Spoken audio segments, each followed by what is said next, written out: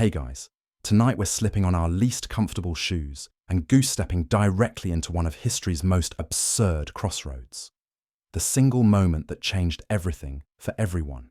That's right, we're getting cozy with the idea of decisions. Not you picking oat milk at Starbucks, but the kind of split-second move that tips the dominoes of empires, starts wars, or at least ruins some pharaoh's afternoon. This isn't the kind of thing you can undo with a quick text apology.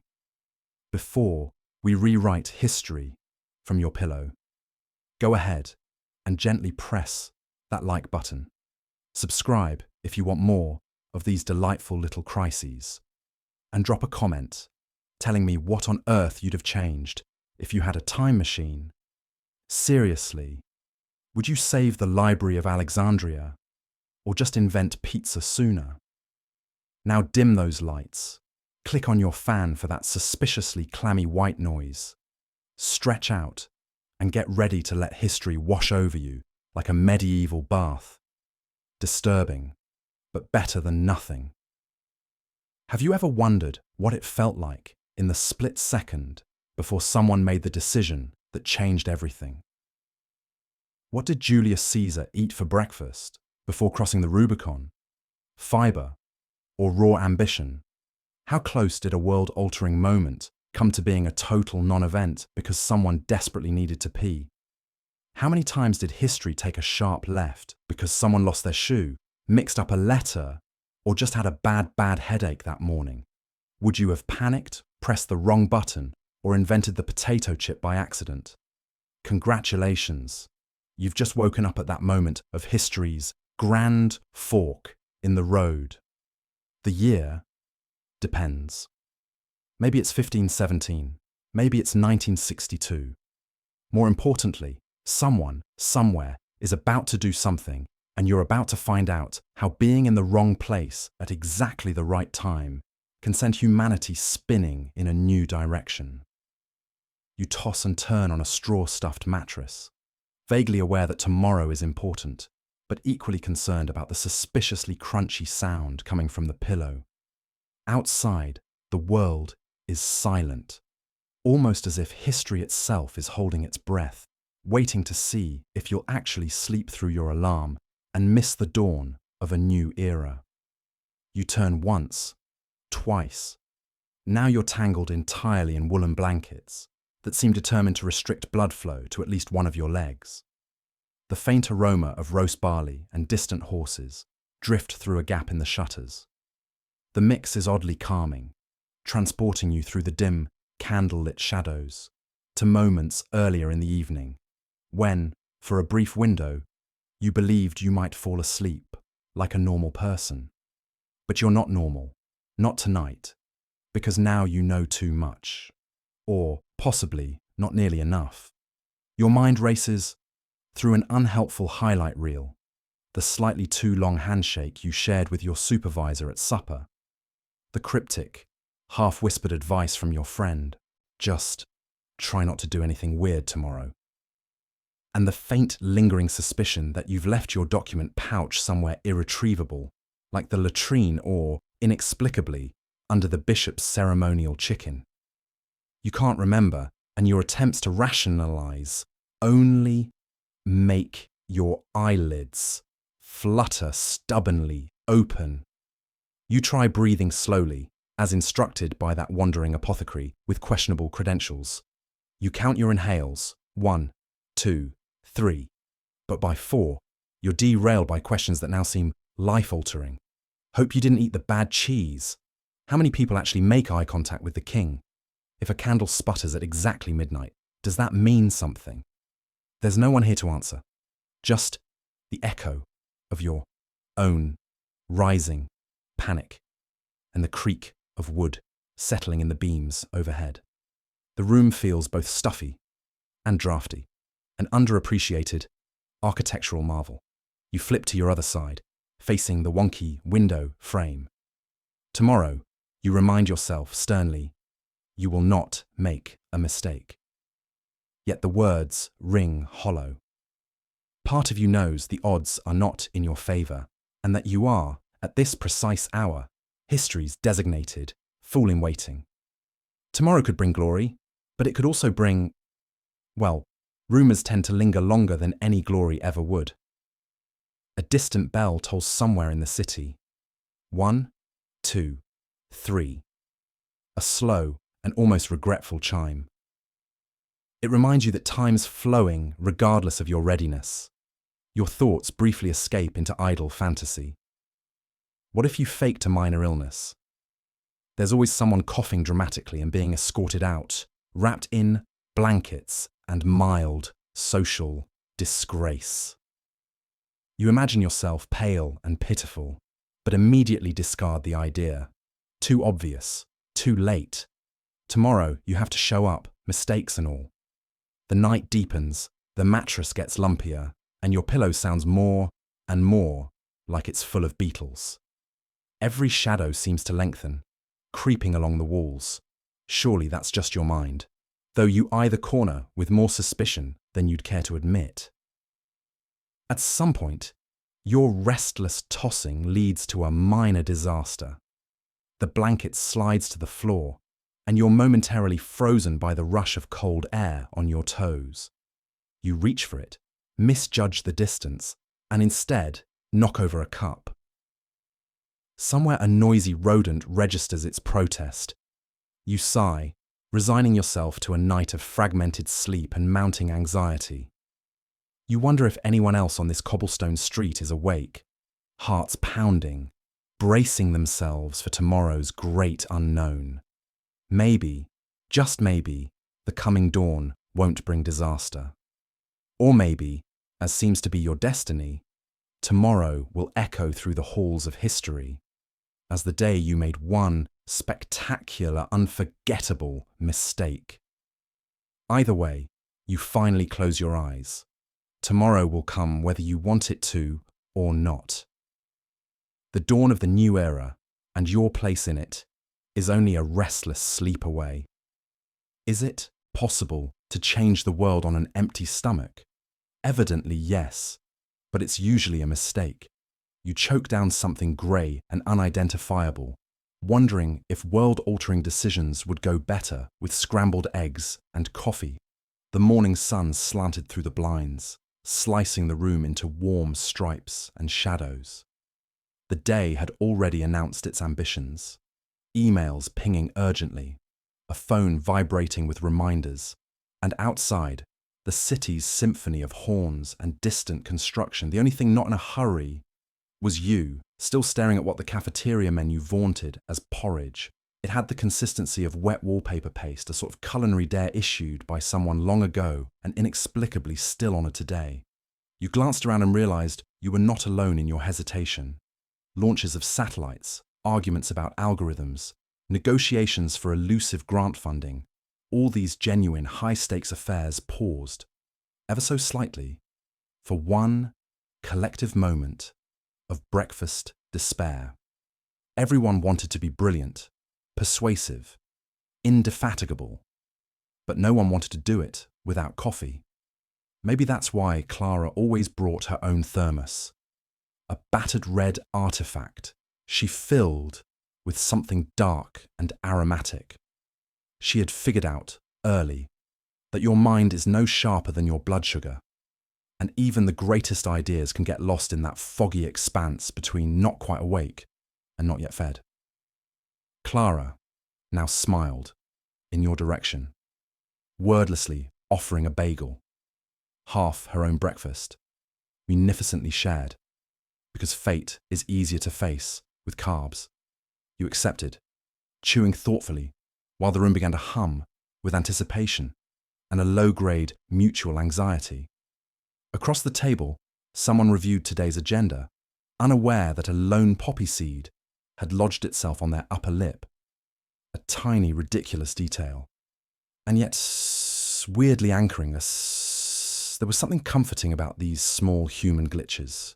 These reminders that everyone, even those in charge of launching rockets or rewriting constitutions, had to check their teeth after breakfast.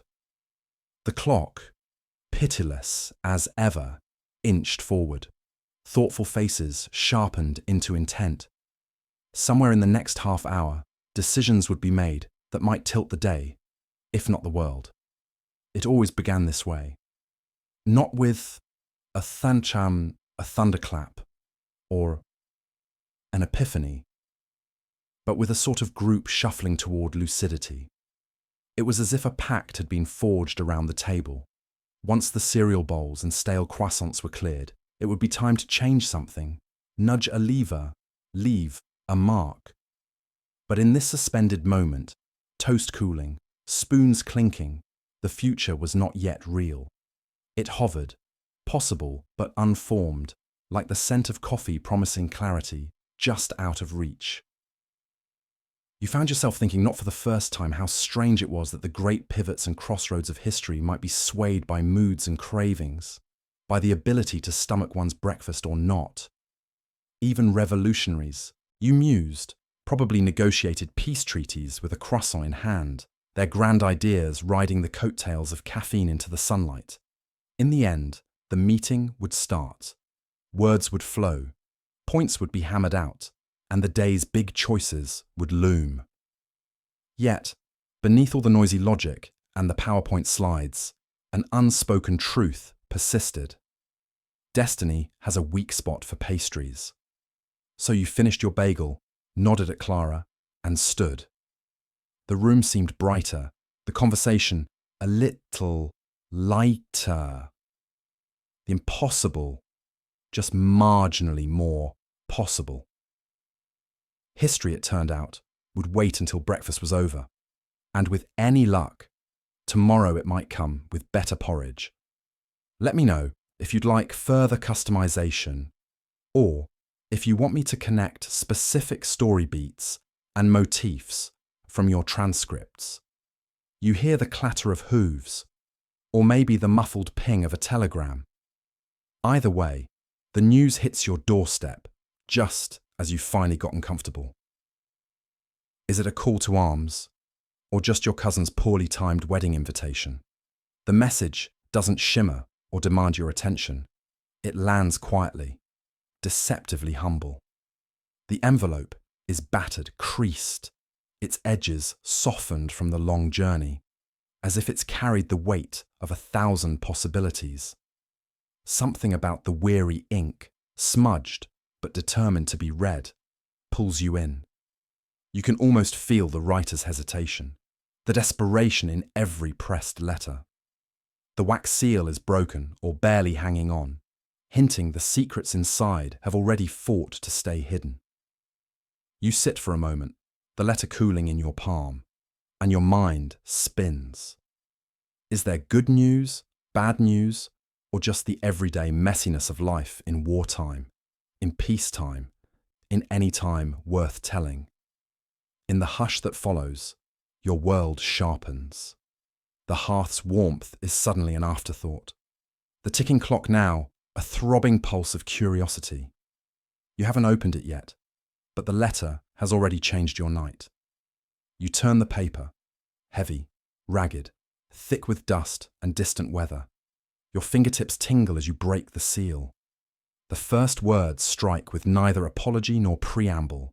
Urgent lines, hastily scratched, each curve and dash revealing more about the writer than the words themselves.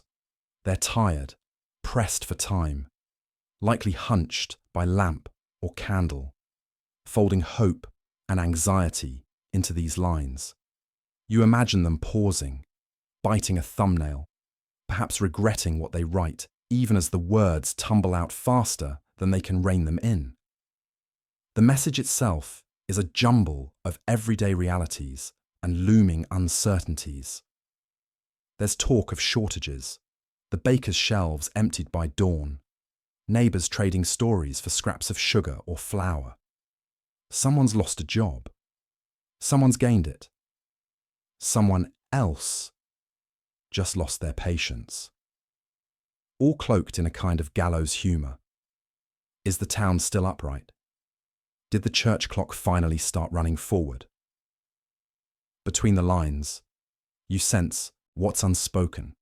There's longing for a reply, an ask for advice, or at the very least, for an acknowledgement that someone, somewhere, is listening. that the distance, whether of miles or years, can be bridged by these fragile words. The letter becomes heavier with every line you read, not because of tragedy necessarily, but from the load of daily life, of ordinary people shaping their survival stories, one scribbled update at a time. But it's not all anxiety. In the margins, a joke appears. The type you've heard since childhood, about Aunt Mabel's bad soup, or the town's notoriously unreliable weather. There's resilience here, a refusal to let the world be defined solely by its hardships. You laugh, surprised at the relief you feel, and just for a moment, the room lightens. You remember past letters, some that brought devastating news, an illness, a debt, a heartbreak, others that summoned you to celebration or change, a birth, a reconciliation, a sudden inheritance from a relative whose name you barely recall. Each letter, tattered or pristine, has left a mark. This one, with all its imperfections, feels like a bridge, not just to the past or to distant loved ones, but to the raw, beating heart of your own existence. You realize, almost with embarrassment, that you're gripping the paper too tightly. Outside, the world continues. Somewhere, more messages are already beginning their hazardous journeys, across towns, across continents, across time. But tonight, in the glow of your lamp, with strange words and even stranger hopes spilling into your quiet room, you understand that every tattered letter is more than just news. It's an invitation to step out of comfort, to reckon with something bigger, and perhaps to write back. You're late, you're underdressed, and one slipper is chewing on your sock. But as you hobble out the door, the question remains, is it possible that history's greatest decisions were made while someone was halfway into their second shoe? Let's consider it for a moment. Picture Einstein in his parlor, wild-haired and wool-socked, lost in thought, just as the famous photo suggested. The Nobel Prize Committee called, but he's only wearing one shoe. Does this render relativity any less revolutionary? The world rarely waits for you to be fully assembled. When life insists you sprint before the socks have settled, crucial choices are often made in a state of, let's call it, semi-dress. The question becomes, is this a recipe for disaster or genius? There's a strange clarity that comes from being off balance. Historically, moments of urgency, mismatched socks, and the slight indignity of household footwear have been the silent companions of innovation. Consider the parent juggling a lunchbox, a missing car key, and a child's existential crisis. Why do apples have skin before breakfast? Out of this domestic chaos emerges remarkable improvisation. Sandwiches are assembled, buses are caught, and the world continues, all while one slipper dangles precariously. The lesson: sometimes, great decisions are forged in the shuffle, not in the stride. This leads us to a larger question. Does the slipper dilemma simply reflect the perpetual friction between comfort and action? Slippers, after all, are designed for warmth and ease, a soft cushion against the world's hard floors. Yet, at the threshold, poised between the cozy safe zone and the wild unknown, they suddenly become an encumbrance. The moment you cross that line from kitchen to world, comfort must be traded for resolve. The half-on slipper is a metaphor for all those moments when we are thrust, unready, into doing something big. It's in these liminal spaces between home and street, slipper and shoe, decision and indecision, that our real selves show up. Corporate boardrooms love to pretend that billion-dollar ideas happen on polished floors, PowerPoints at the ready.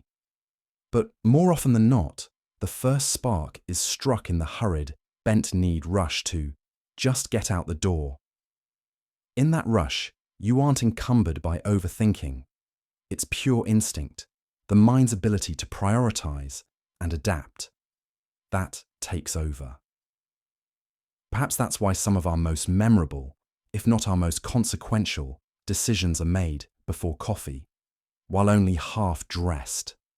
The slipper dilemma highlights the absurdity of perfectionism. We wait for the right moment, convinced that if we gather every resource, chart every outcome, and have shoes neatly tied, then success will follow. Reality disagrees. The most significant leaps happen with a metaphorical slipper still on. Projects launched before they're ready. Proposals stammered through with sweaty palms. Creative ventures begun with nothing but a hopeful idea and unmatched footwear. Waiting for complete readiness is a polite way of procrastinating, and the world will simply not stop spinning for us to catch up. So, the next time you find yourself fumbling with your slippers at the threshold of something daunting, a new job, a tough conversation, a bold goal, remember, history isn't made by those who tied their laces twice. It's forged by folks who stumbled into greatness, sometimes quite literally, with one shoe on and one slipper flapping uselessly behind. The slipper dilemma, then, is not a glitch in the system. It's a feature, a gentle reminder that imperfect beginnings can lead to extraordinary endings. So, hop, hobble, or sprint as you need. The important thing is to cross that threshold, sock and all. Let me know if you'd like further revisions, additional humour, or specific references to historical figures or anecdotes. Maps are a funny thing when you don't know north from "please rescue me." You're clutching the wrong one, headed for the meeting that isn't happening. Or is it? History changes when you realise you're in the wrong city. Picture it. You, standing underneath a street lamp, squinting at a creased and coffee-stained map that stubbornly refuses to match the terrain. You tilt the paper, as if by rotating it, the streets will line up with your dubious sense of where you are. A pigeon strolls by, radiating more confidence than you. The world spins a little. Call it vertigo. Call it cosmic mischief. You're walking a dashed line in your memory, and the destination keeps moving. It's a curious moment, discovering you're misplaced. The logical brain clings to that map like it's a lifeline. Surely, if you follow Main Street east, the meeting hall will rise up out of the ground, regardless of the little detail that this particular city doesn't have a main street. So you start improvising, calibrating your fate on cues from passing buses, cryptic street signs, and overly helpful strangers whose directions conflict by at least 2 time zones. People are quick to elevate maps to near religious status. The map doesn't lie, they say. But of course, maps lie all the time. Someone, somewhere, chose what to put in or leave out. The mountain is there, only smaller, and the river, a passive blue squiggle, glosses over years of erosion and floods. It's not just the place that's mistaken, it's the very story you're telling about it. The paper isn't the thing. The moment you forget that, you end up ordering coffee in the wrong language at a bakery that doesn't exist. Yet, these wrong turns are rarely wasted. If pressed, most adventurers admit the best tales start with a mistake, a wrong-coloured map, or an assumption gone sour. That's when the real work of rewiring your storyline begins, piece by wobbly piece. When you're lost, you pay attention. Your eyes break free from the grid and notice the patterns. The couple arguing over a grocery list, the sun slanting through a red awning, the smell of bread cooling. The city you never meant to visit welcomes you in ways the signposts never could. Maps promise certainty, but they can't account for curiosity, confusion, or the joy of the detour. Who hasn't followed a straight line, yearning for arrival, and instead stumbled on a back-alley mural, a street musician rehearsing for nobody, a kindness freely given. It's only when you ditch the blueprint, however accidentally, that you discover the full measure of the place you're in. And sometimes, the mistaken map becomes a treasure in its own right, bearing the marks of your corrections and misadventures, a little testimony to bewilderment, written in pen and coffee stains. Eventually, you have to decide, do you keep chasing the meeting that never was, or accept that you're here, now, exactly nowhere you thought you'd be? The choice is not a defeat, but a pivot, an invitation to redraw both the route and its meaning. Some stories will never fit the original instructions. They're meant to be recounted over campfires with exaggerated hand gestures and, yes, a map that now reads like a comic strip. In the end, maybe the best you can do is embrace the perpetual possibility of error. The mistaken map is less a frustration than a gentle prod. Look up, look around, and for heaven's sake, ask the pigeon which way is north. And if you wind up somewhere unlisted, make sure to leave a mark. Who knows? Someone else, clutching their own faulty guidance, might find it and think, so it's not just me. In the end, the story is not about where you meant to go, but what you discovered on the wayward trip. Nothing says turning point like a sudden, apocalyptic rain shower. You're drenched, your notes are a soggy mess, and you curse the fact that umbrellas won't be invented for another 200 years. But if life was ever going to provide a moment for dramatic irony, this was it. I'd spent the morning rehearsing my battle plan in my head.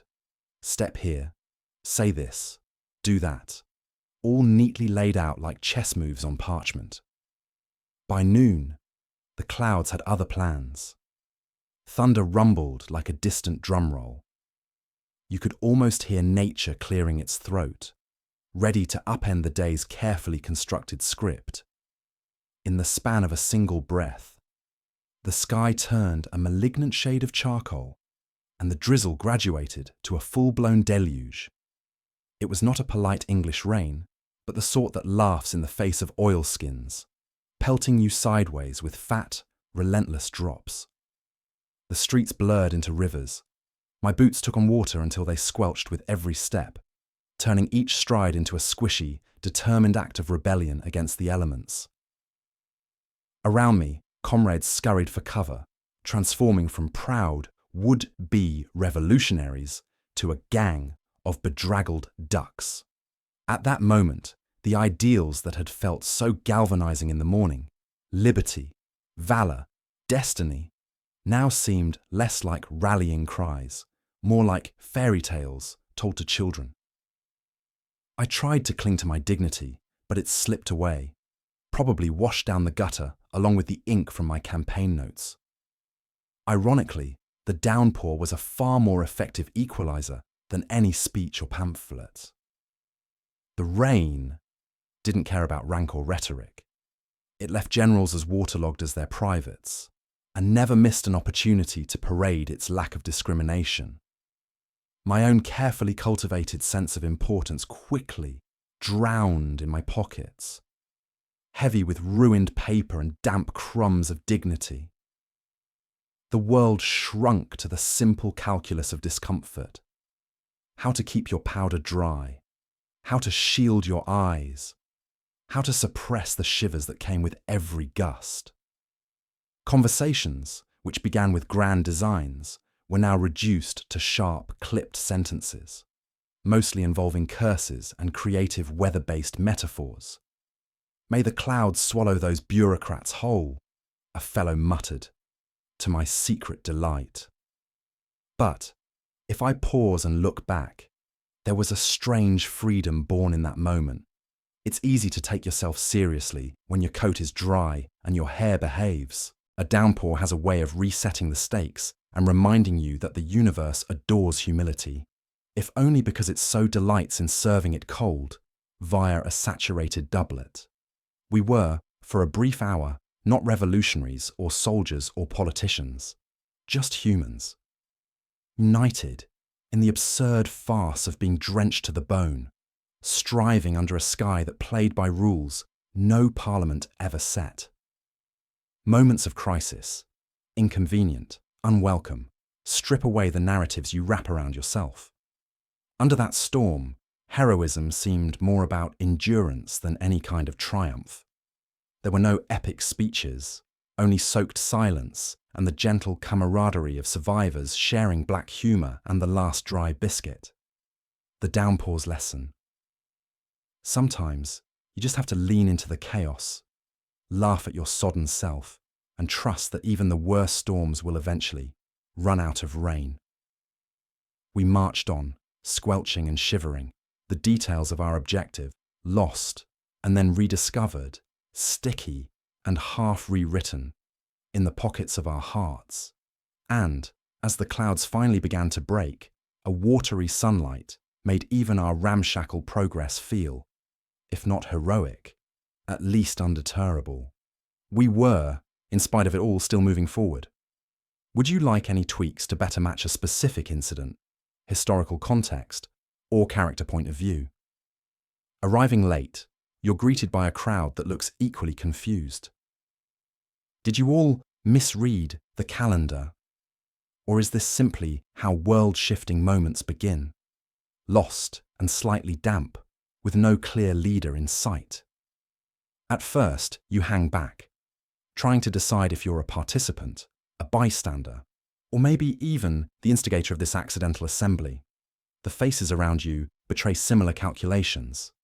There's the woman compulsively refreshing her phone, the man consulting a folded piece of paper as if it might suddenly rewrite itself with answers, and a small knot of teenagers who, by the looks of their hoodies and sideways glances, have decided to treat this as a social experiment.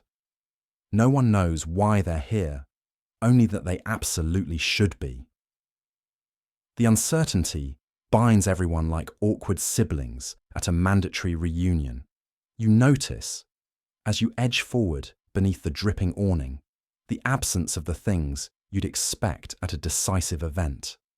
There's no podium, no police cordon, not even a hand-painted sign listing grievances or demanding justice. Instead, there's a peculiar hush, not silence, but a thrum of overlapping whispers and muffled laughter. Occasionally, someone ventures a theory, each more outlandish than the last. Maybe it's the soft launch of a protest, or a high-concept flash mob. Maybe it's a drill for emergencies we haven't yet imagined. What if we glitch and become background extras in someone else's headline?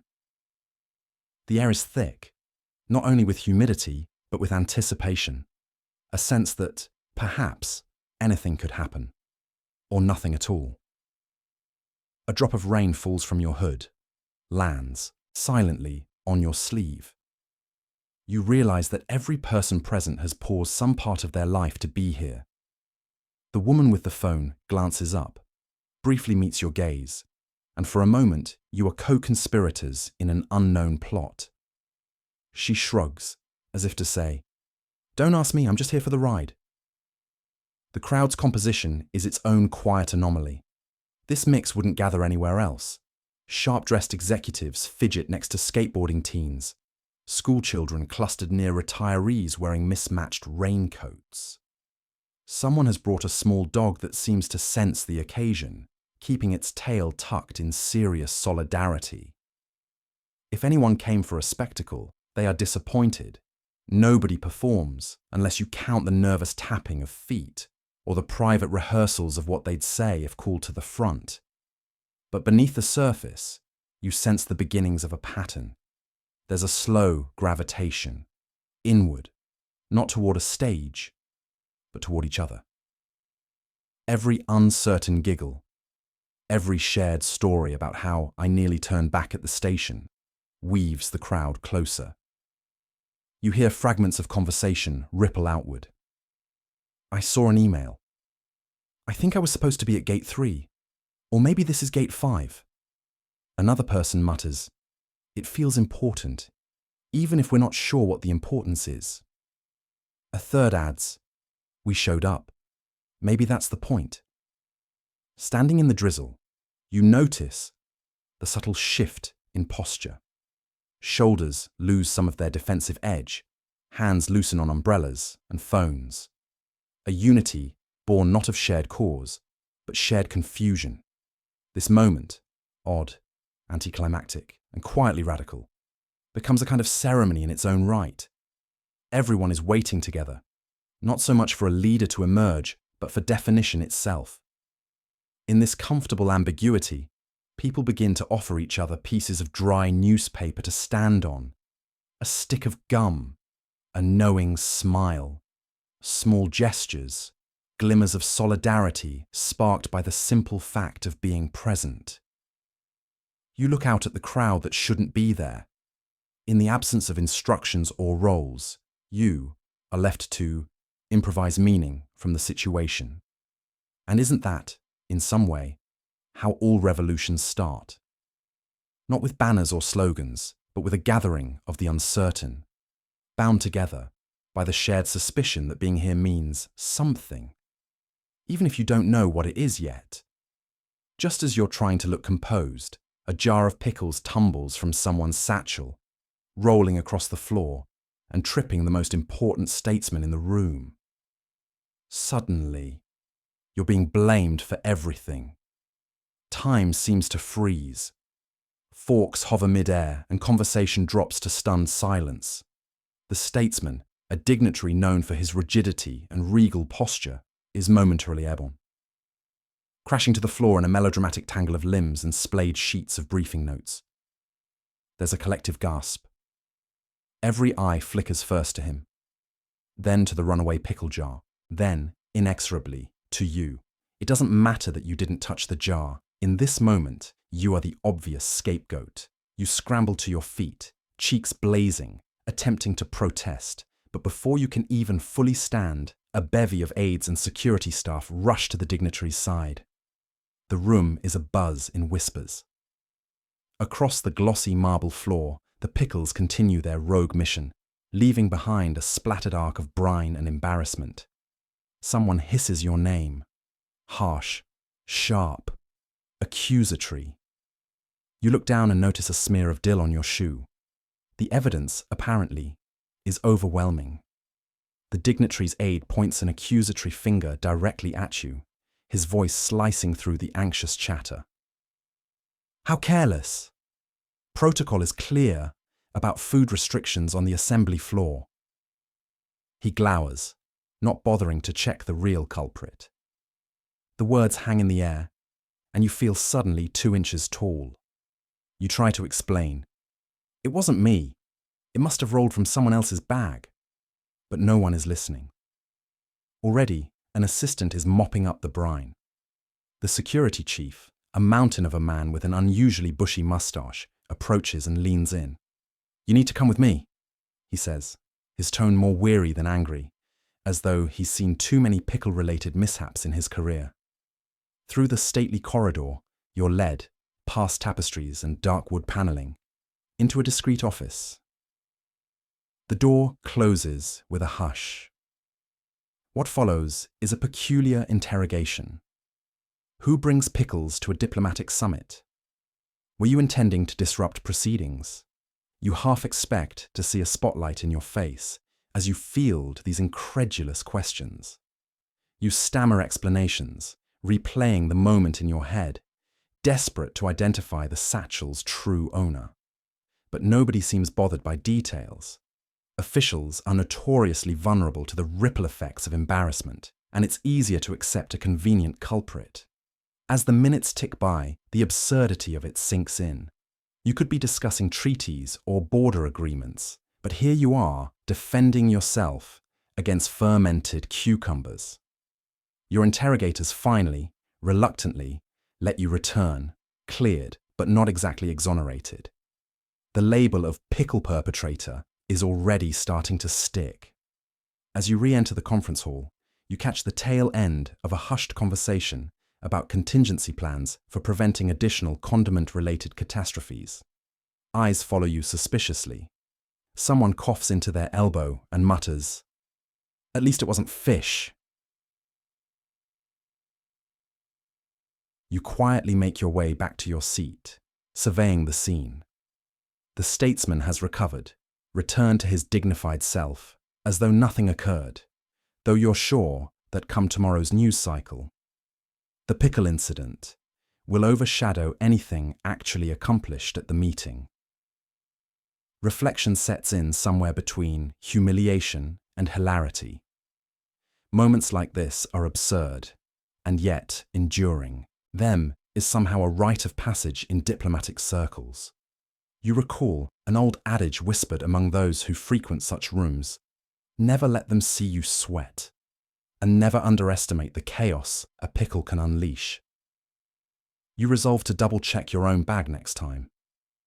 And, in a small way, you realize you've become part of the strange law of international summits. A footnote, perhaps, but a memorable one.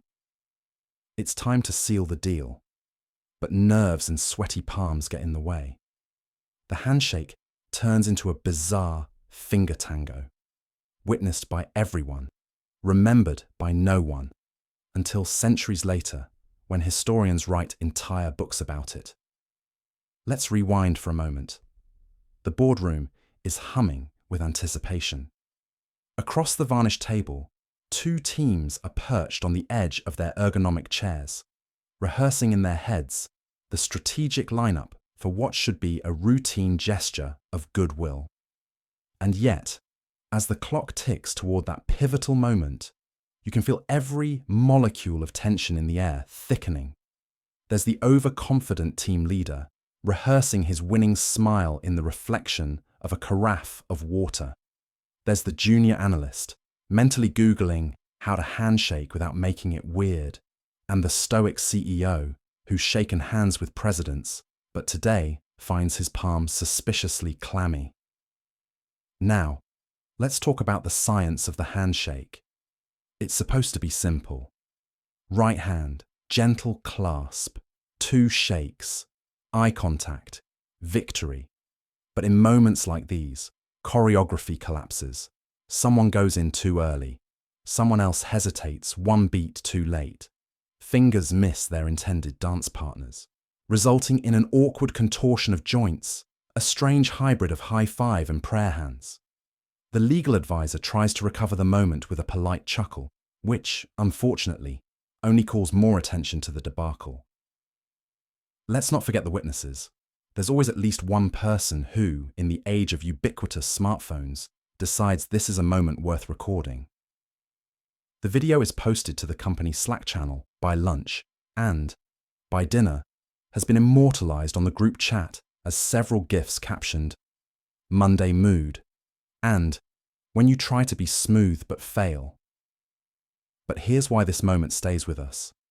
A handshake isn't just a handshake.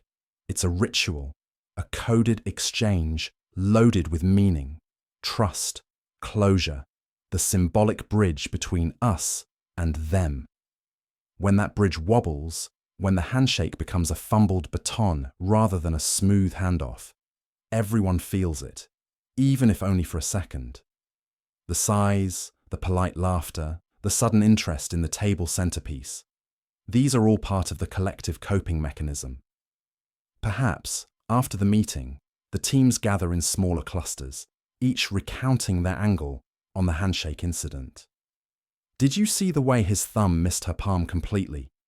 Yes, and then she tried to rescue it with a double pump. It becomes office, folklore, retold over post-meeting coffees, exaggerated just enough each time to keep the story alive. If you're the protagonist of the missed handshake, here's what you do. Own it. Make a self-deprecating joke. Guess I need to take Handshakes 101 and watch the atmosphere lighten. Vulnerability, after all, is the clutch antidote to embarrassment.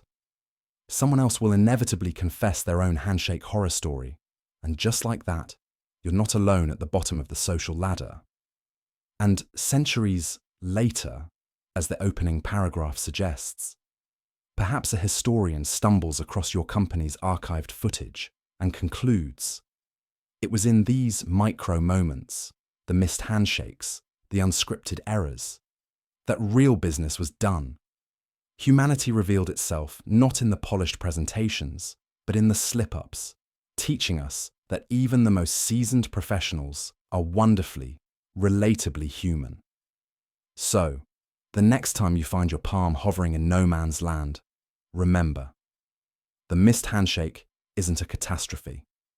It's a memory in the making, a story for the ages, and, who knows, a bonding ritual stronger than any perfectly executed handshake could ever be. All eyes are on you. You open your mouth, planning to decline politely, but somehow you end up agreeing to lead an uprising, invent a new country, or simply bake tomorrow's bread. The power of public speaking. Slightly terrifying, always unpredictable. For as long as stories have been told, the reluctant speech has occupied a sacred place in the grand theatre of life. Some men and women are born leaders. Then, there are the rest of us, spectators swept by the current, only to find ourselves washed up on an unexpected stage. We never seem prepared. Our notes are either non-existent or worse, scribbled in a trembling hand on the back of a receipt. We clear our throats, avoid the microphone's hungry eye, look for escape routes. Yet, inevitably, the moment dawns. Would you like to say a few words? The truth is, history is built atop the foundation of reluctant speeches. The most memorable moment in continuons, weddings, meetings, and even revolutions often begin with hesitant refusals. Oh, I couldn't possibly, followed by an awkward silence. But silence never lasts. Suddenly, you're sharing a story about your favorite dog, or describing the curious events that led you to this very room. People laugh in the right places. Someone nods, another dabs at their eyes. And you, never a speechmaker, see your words ripple out into the crowd, transforming you, word by word, into a leader you never intended to be. What makes this moment so powerful is its unpredictability. Reluctant speechmakers don't have a script or a well-rehearsed monologue. Their honesty is palpable. They stumble. Their voices crack or tremble. But somehow, the audience leans in. There is a disarming charm to vulnerability. It draws people closer, makes every phrase feel urgent and real. Audiences aren't moved by perfection. They're moved by truth, and nothing feels truer than a nervous speaker taking a brave step forward. Of course, the reluctant speech is not without its risks. There's always the chance your mind will go blank. Your joke will fall flat, or your words will wander into baffling territory. You may forget, mid-sentence, if you were meant to be rallying the troops or organizing tomorrow's bake sale. But therein lies its magic. No one quite knows what will happen next. The moment is alive, unscripted, a shared leap into the unknown. Consider the speeches that linger in memory. The best man who admitted his terror, but made the entire wedding weep. The new manager who confessed to doubting herself before inspiring her team to reach for more. These moments work precisely because of their flaws. Stutters, pauses, that unmistakable sincerity. They all signal that something real is happening. The audience, no longer just spectators, become co-conspirators in this unplanned adventure. In the end, the reluctant speech isn't about eloquence or control. It's about stepping into the unexpected, holding the room not with grand gestures but with a heart open wide enough to risk embarrassment for the sake of connection. It's about realizing that maybe, just maybe, you had something to say all along. So the next time you find yourself facing that familiar hush, that expectant silence, that microphone waiting for a voice, remember, greatness often sneaks up on the unwilling. Embrace the unpredictability, let your nerves show, and trust that somewhere within the awkwardness and uncertainty, your truth will ring out. The reluctant speech isn't just a rite of passage for the unwilling, it's a gift for all who get to listen. With your nerves frayed, you reach for the nearest snack. It's stale, unidentifiable, and possibly haunted. You chew thoughtfully, inventing the granola bar, or, less impressively, food poisoning. It's important to understand that snacks, more than any other foodstuff, exist to provide comfort in moments of distress, confusion, or idle boredom. But predicament-situated snacking, midway through a historical disaster or existential crisis, tends to turn up foods that are, at best, edible, and, at worst, a direct assault on your digestive well-being. Throughout the centuries, humanity's lowest moments have collided with its poorest culinary decisions. Imagine the anxious revolutionary, holed up in a drafty cellar, gnawing on 14th century hardtack. A flour and water biscuit, so dense it could be used as self-defense if the revolution went south.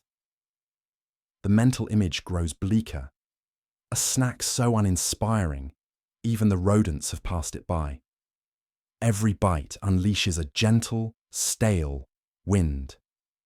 A flavor profile best described as regret with top notes of dust. You reflect on the inventiveness of human misery.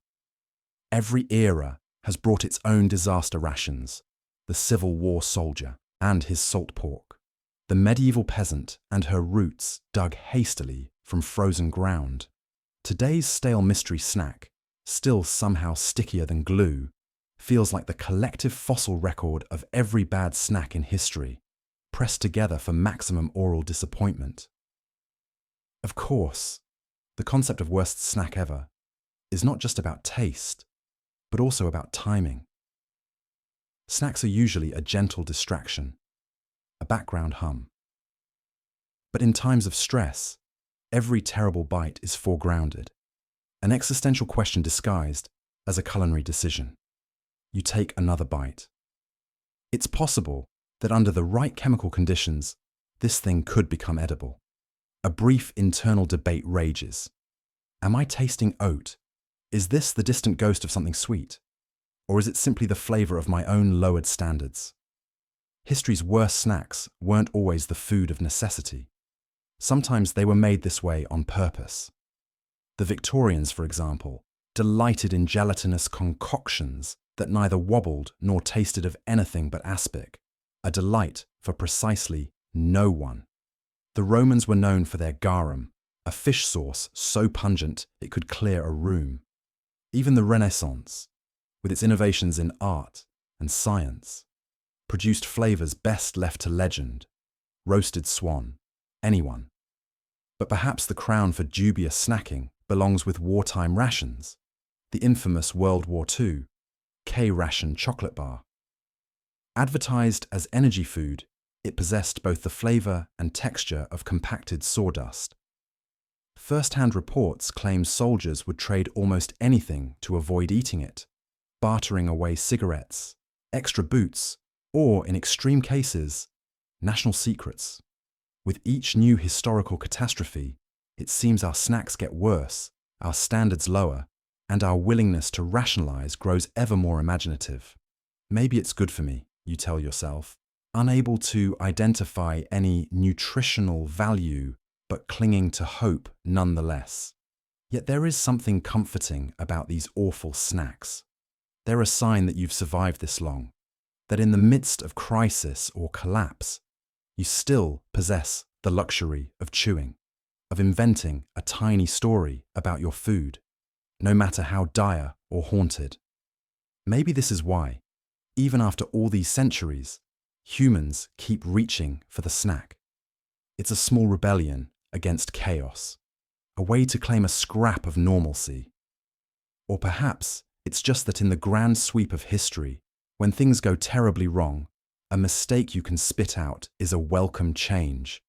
So, you chew on, a silent partner to the millions before you. The bar could be a relic. It could be a portent. Or it might simply be a very bad snack. But in that moment, it connects you to history's long line of crisis munchers. People who, faced with the unknown, reach for something to eat and live to regret it. Everything is ready, and all you have to do is say yes or no.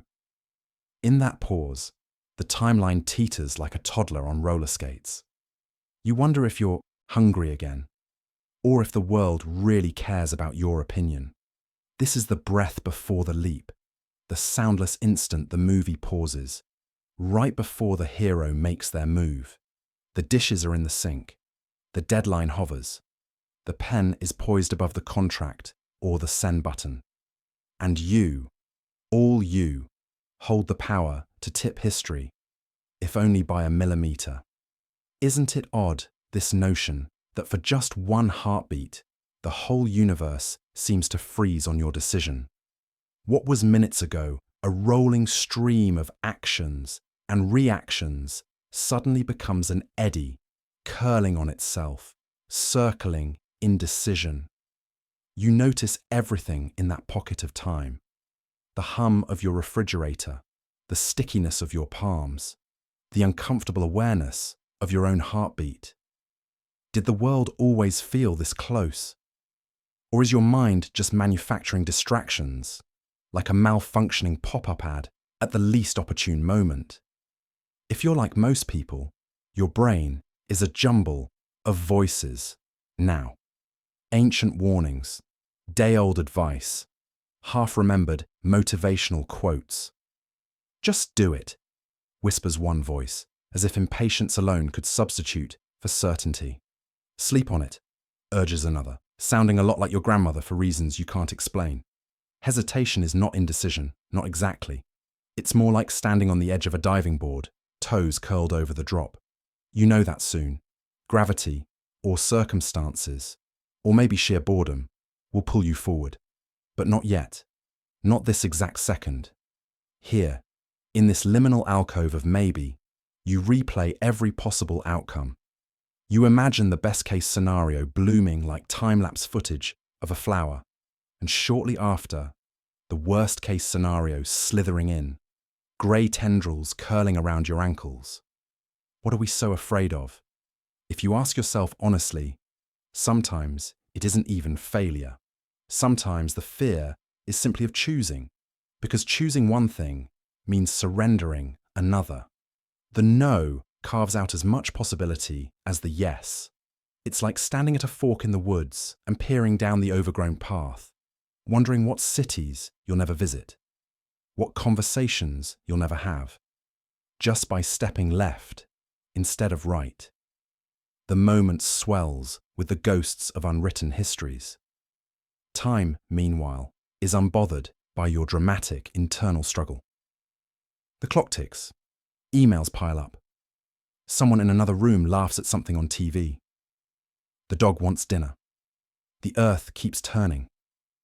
Yet, inside you, the moment stretches out. The elastic snap of speculation. The parade of ifs. The polite negotiation between hope and caution. Outside, nobody notices that you're balancing a universe of consequences on the tip of your tongue. And then, chosen or unchosen, the moment ends. It always does. Maybe you sigh and say yes, or you clear your throat and opt for no. Maybe you put off answering one more day, and the pause itself becomes your answer. Sometimes, relief floods in, or regret, or nothing at all but a quiet satisfaction that the world did not collapse based on that single word. The hesitation folds itself up, tucks neatly beside your spine, and readies itself for the next invitation to linger. Each pause shapes you, teaching you the subtle art of feeling the weight between options. The world doesn't really care which you choose, despite what your nerves whisper. But you care, if only because these moments, small, invisible, unheralded, add up. Like brushstrokes on a canvas, they create the unique portrait of your story. And so, the timeline writes itself, rolling on, your yes or no folded into its flow. the next moment waiting its turn to see what you'll do with the pause. A breathless messenger bursts in, dramatically collapsing at your feet, only to realize he forgot the actual message. Now, everyone's staring at you, waiting for clarification. It's a scene straight out of a slapstick comedy, and, if we're honest, a situation not entirely unfamiliar in our lives, especially in the world of group projects, work meetings, or frankly, any gathering that involves communication. The messenger in our tale, red-faced and panting, is so caught up in the performance of delivering the message, in racing to reach the destination and making a memorable entrance, he forgets the one thing he was supposed to bring, the message itself. The laughable perils of bad communication. Let's zoom out for a moment. The messenger in this story is not just some errant comic relief. He's a metaphor for what happens when the means outpace the meaning. In organizations, families, and friend groups, messages are often relayed enthusiastically, but crucial details get left behind or mangled in the retelling.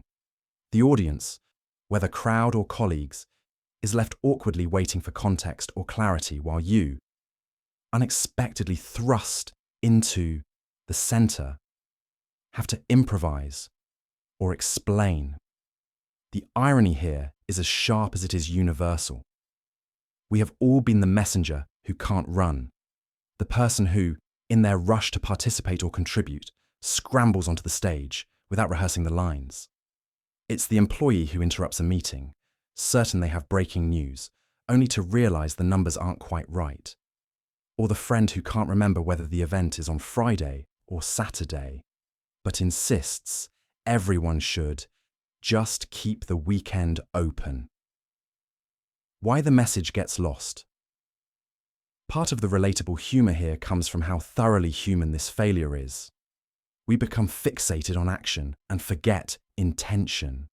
We want to be seen showing up, the twin distractions of speed and spectacle, running into the room and collapsing in a heap, jetsam the cargo of actual information somewhere along the way. But beneath the laughter, there's a message here, one the messenger forgot to deliver. Clarity is kindness. By taking a moment to double-check, what am I really trying to say? What is the core of what needs to be conveyed? We save our audience and ourselves the trouble of a comic misunderstanding spiraling into real-life confusion. Owning the moment. So, what do you do when the messenger forgets the message and suddenly you're the one everyone's looking at? You have two options. Option 1, freeze, like a deer in the headlights, and hope someone else fills the silence. Option 2, embrace the absurd, take a breath, and channel your inner improviser. Make light of the situation. Invite the group to help reconstruct the message from the fragments left behind. Sometimes, a little humility and humor can save the day, because sharing in confusion can bring people together, and laughter relieves the tension. Finding the heart of what matters. Ultimately, being the messenger who can't run is a rite of passage. It's a reminder to pause, reflect, and only then deliver, which is as good an instruction for communication as any. Prepare, yes, but don't obsess over the performance so much that the point is lost. And when you do find yourself empty-handed before a waiting crowd, remember, they're not judging as harshly as you think. Most likely, they've been there too, whether they care to admit it or not. In the theatre of life, forgetting the script can be more memorable than sticking to it word for word. So, next time you race to deliver a message, slow down. Make sure you have the heart of it in hand. And if all else fails, be ready to laugh, adapt, and turn the moment into a story worth retelling. You mutter, wait, but someone hears, invade. Within minutes, chaos erupts, and suddenly, you're the reluctant domino that toppled the lot. Congratulations on the World War. You never intended to start. It's a universal truth that at any moment of critical importance, someone will have potato salad in their ears. Take Lieutenant Barnaby, for example, a man constitutionally incapable of hearing a command straight. At the Battle of Wuthering Heights, you meant him to hold the left. He, valiantly, if stupidly, chose to roll to the cleft. The difference, as history recorded in tragicomic footnotes, was 3 collapsed tents, a family of alarmed sheep, and a rather annoyed baronet whose croquet match will forever be known as the affair of the ruined wickets. This is the currency of military misunderstanding. Much is spent, not much is gained, and the little that is gained is usually a headache of diplomatic proportions. Orders are supposed to be crisp, clear, and unambiguous. In the field, they're more like a child's game of telephone after 2 cups of punch. Advance to the hedgerow at dawn becomes dance with Pedro at lawn. By the time the message completes its journey, half the unit is practicing their waltz steps in enemy territory, while the rest are shaking their heads wondering how Pedro managed to become the center of strategic objectives. Let's be honest, some of this is your fault. You pride yourself on your cool, calm delivery, but adrenaline turns your bellow to a croak, and flank left emerges as a vaguely amphibious flank left, which is neither motivating nor sufficiently clear for the average trooper. Add to this the unhelpful murmurs of your staff. Did he mean the left or his left? And an enemy whose fondness for smoke signals and general pandemonium renders every command a near mystical experience. Technology is supposed to help, but sometimes it just amplifies confusion. Radios garble your decisive, "Do not launch until you see the whites of their eyes," into, "Do launch, to see lights or pies." Suddenly, a well-timed artillery barrage has been swapped for an enthusiastic bake sale, and neither you nor the General Staff will ever quite live down the incident with the flour sacks. But misheard orders aren't just punchlines or footnotes.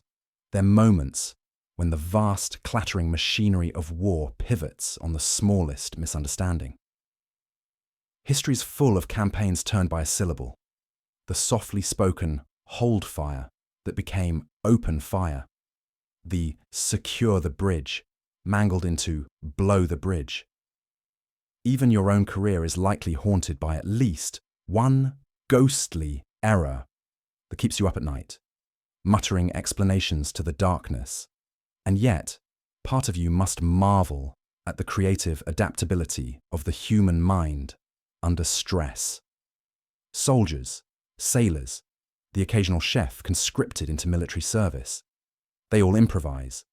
They lean into the confusion, and sometimes, against all odds, the misheard order leads to inspiration. An accidental feint, a new formation, a soup unexpectedly seasoned with gunpowder. Not ideal, but memorable. You'll tell that tale for years to come, somewhere between pride and embarrassment. So when next you find yourself in the maelstrom, take a breath. Enunciate as though your career depends on it. It probably does. And if your meticulously crafted order somehow devolves into a slapstick catastrophe, try to remember. Some of the best plans in history have started with a simple misunderstanding. Misheard? Yes. But in the absurd theatre of command, occasionally, not always, but occasionally, a misheard order turns chaos into something resembling victory.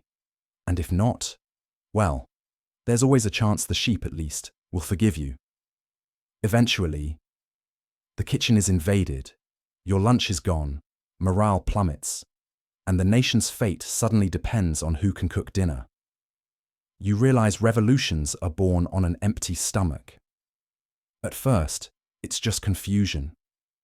Maybe you left the sandwich in your bag, or at the bottom of the fridge, tucked behind the suspicious lettuce. But as you dig deeper, doubt creeps in. The chill from the open refrigerator seems less about refrigeration and more about betrayal. You glance at your colleagues, suddenly suspects in a culinary whodunit. Did Mark from accounting always look so shifty? Is Jen's smile hiding crumbs of your sourdough? The kitchen, once a neutral ground, becomes a war zone. Alliances shifting around the water cooler. Theories spark. There's the classic accidental grab, the desperate claim of ignorance. Oh, I thought it was mine. And, of course, the suggested existence of a phantom eater haunting the shared office fridge. But today, you know the truth. Someone willingly took it, perhaps to send a message, perhaps just for the thrill. And that's when hunger sharpens your sense of injustice. Suddenly everything is a metaphor for a broken system. If even a turkey sandwich isn't safe, what next? Is your mug truly yours? Are any of us free, or simply holding temporary custody of snacks until the next crime? As your stomach growls, conspiracies grow. Resentments you didn't know you nursed bubble up. Remember when Sarah used your oat milk without asking? Or when someone finished the coffee and just left the empty pot? Now, these petty crimes seem part of a pattern, a host of tiny social fractures, signs of brewing revolt. Here, too, is where the myth of the lunchroom anarchist takes hold, whispered about but never seen, a champion for some and a villain for others. But, as the day wears on, a transformation occurs. Grievance gives way to resolve. If necessity is the mother of invention, starvation is its eccentric uncle. With nothing left in the fridge, you scan the cupboards, a light on cans of beans and dusty pasta. A plan forms. Tonight, there shall be dinner, and it will not be from a plastic packet. The kitchen becomes strategic terrain. Pots clang, spices parade from the back of drawers. A head of garlic is smashed with unnecessary force. You assert dominion, turning deprivation into a rallying cry. But what, beyond the burnt toast, have you learned? The stolen sandwich becomes a lesson in vigilance and camaraderie. You recognize the strange democracy of hunger. Today it's you. Tomorrow it could be anyone. So, you call a meeting, ostensibly about fridge etiquette, but really a peace summit. There, in the fluorescent-lit kitchen, confessions are extracted, rules relitigated. Laughter softens suspicion. Perhaps an amnesty on all past lunch thefts is declared, a Truth and Reconciliation Commission convened over brownies. Yet, amid the jokes, something deeper lingers. Shared food, shared space. Both expose our best and worst instincts. A stolen sandwich is never just about the sandwich. It's about trust, boundaries, collective living. In its absence, you're reminded that the line between civility and chaos is crumb thin. It also reveals that community is not an abstract idea. It's built, lost, and rebuilt, one stolen sandwich at a time. And so you eat, maybe not the lunch you expected, but something conjured from scarcity, enriched with new stories. The kitchen, freshly united, buzzes again. Not with gossip, but with recipes and forgiveness.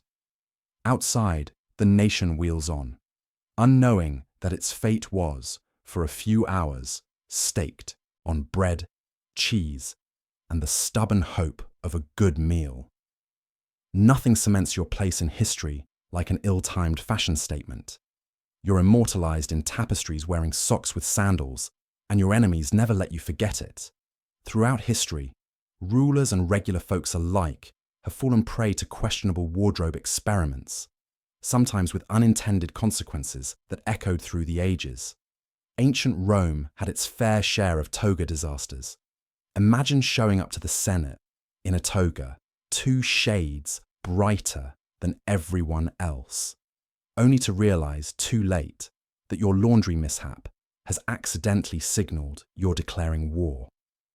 Oops, If you think today's dress codes are complicated, remember that a poorly chosen accessory could once spark rumours of political uprising. Take, for example, the infamous ruff collars of the Elizabethan court.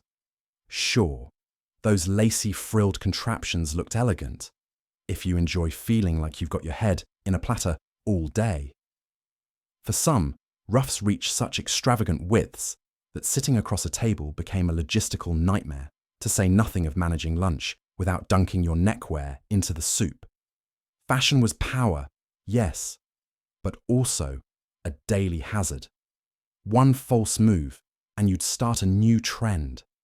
Accidental decapitation. And let's not forget those daring 18th century French aristocrats who took hairstyle to gravity-defying extremes. Wigs towered so high, they required elaborate cages and even live birds to keep their coiffures in place. Rumours swirled about ladies hiding secret messages or, more practically, emergency snacks inside their powdered constructions. Gossip columns had a field day. Countess de Bizarre's hairdo feed's entire dinner party. It wasn't just the upper crust courting sartorial disaster. In far-off Japan, Edo period samurai flaunted garish, painted armour that sometimes betrayed them on the battlefield.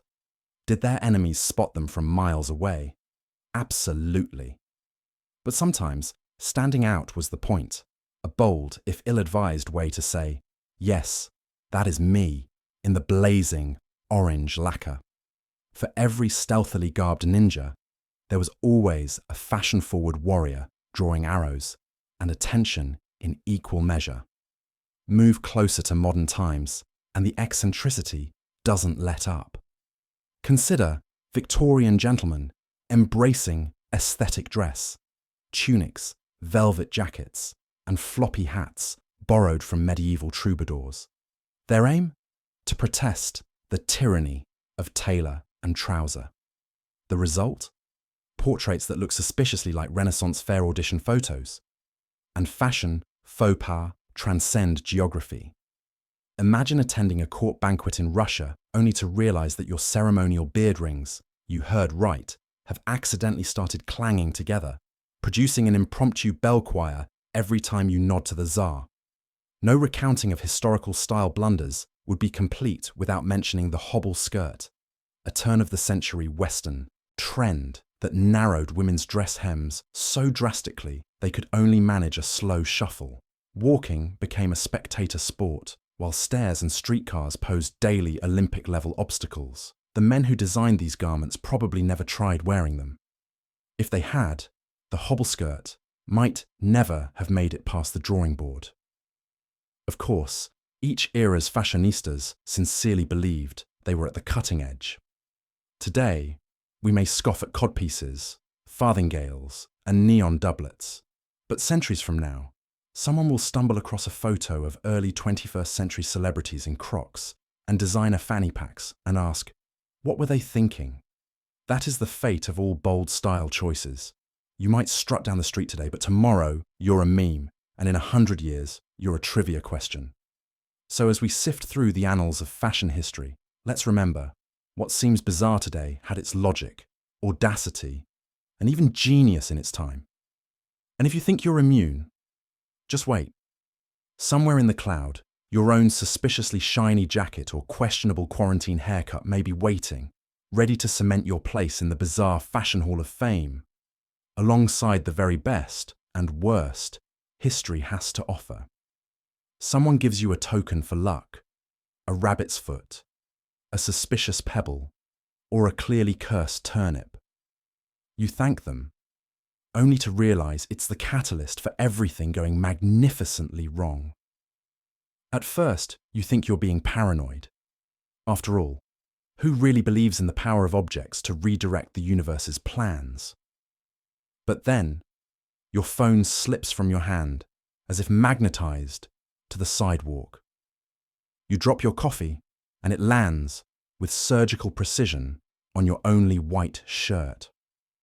Somebody calls you buddy on the train, and you feel a cold draft that only an ominous turnip could summon. The evidence piles up. You try to rationalize. It's just a string of bad luck. But deep down, you see the pattern. The charm's weird little smile, the glint in its eye, is no accident. Of course, you could dispose of the charm. Banish it to the wastebasket, the bottom of your sock drawer, a local body of water. But you don't. Why not? Because the unwritten law of bad luck charms is simple. Get rid of it, and things could get worse. Superstition is a cruel game. Even non-believers will find themselves negotiating with invisible forces. Okay, if I keep this with me until next Friday, maybe the curse will expire. Suddenly, you're performing rituals you previously mocked on television. Tapping the turnip for good luck, explaining its significance to bemused friends, who make a mental note not to lend you anything ever again. The curse escalates. Now, appointments vanish from your calendar. The bus leaves just as you arrive. Small dogs bark at you from across the street. A pie, which you did not order, arrives at your door, promising gastrointestinal adventure. You start to wonder if this was the plan all along. Did the original giver suspect? Was the charm a regift for this exact reason? A way to quietly transfer chaos to someone else? Guilt creeps in. Maybe you once did the same thing years ago with a suspiciously bumpy four-leaf clover. Let's not forget the charm itself. Always slightly out of place, always catching light where it shouldn't. In your pocket, it jabs you at inopportune moments. In your bag, it tangles with your headphones, multiplying knots. If you try to ignore it, the universe conspires to remind you. You find its twin in a television rerun, worn by the villain's sidekick. Or the word turnip crops up in conversation with worrying frequency. The message, clear as day, you cannot escape. So, what's the lesson here? If there is one, it's that bad luck charms are weirdly good at teaching humility. They force you to roll with mishap, to accept the limits of your control. You start to laugh at the sheer absurdity of it all. Maybe you take a clandestine pride in your cursed object, a badge of accidental adventure. After all, how many people can pinpoint the very moment their luck went sideways? Inevitably, things resolve.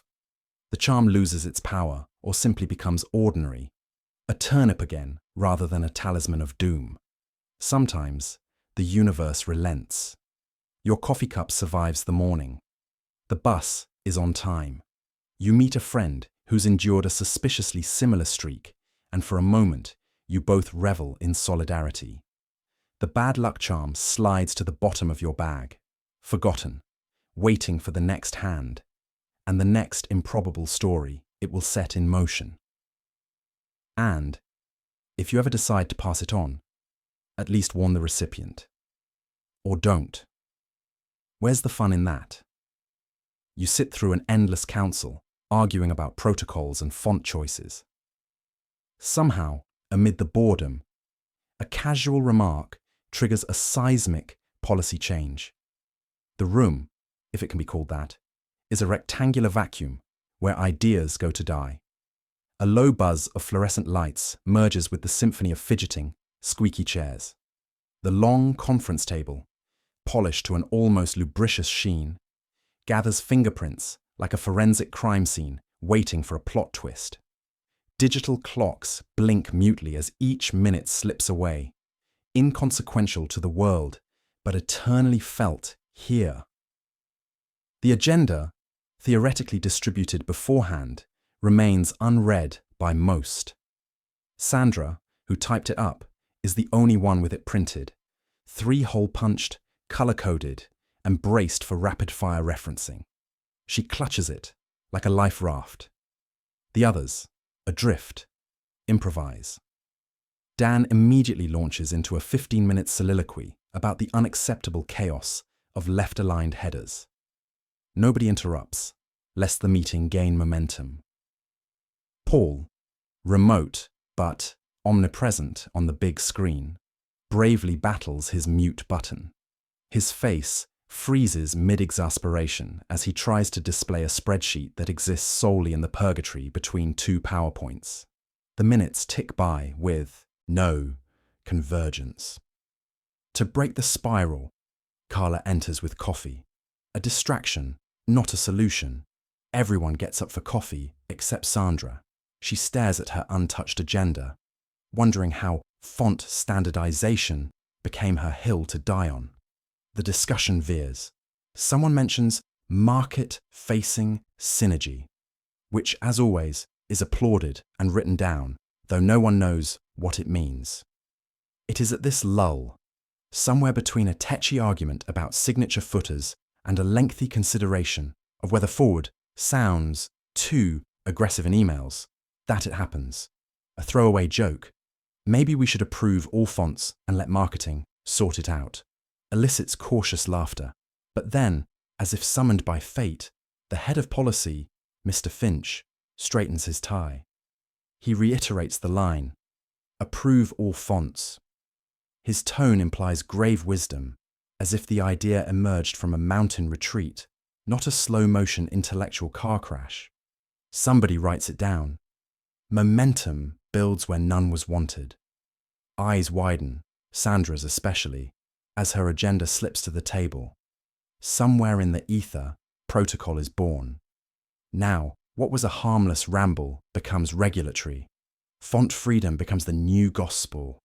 The group senses a rare chance for unity. At last, a cause. They debate colour palettes and serif partiality as if they are brokering peace treaties. Paul, still frozen, remains the silent dissenter, spared from voting by broadband. Outside the window, the world continues undisturbed. Inside, a new edict is carved in stone. All fonts are created equal, provided they're approved by the twice-annual branding subcommittee, whose existence is now demanded. Suddenly, there's talk of workshops, toolkits, perhaps a font freedom day. Your phone vibrates, ironically, with a meeting invite for the inaugural committee. As the meeting ends, 2 hours overdue, you notice nobody actually remembers their original purpose.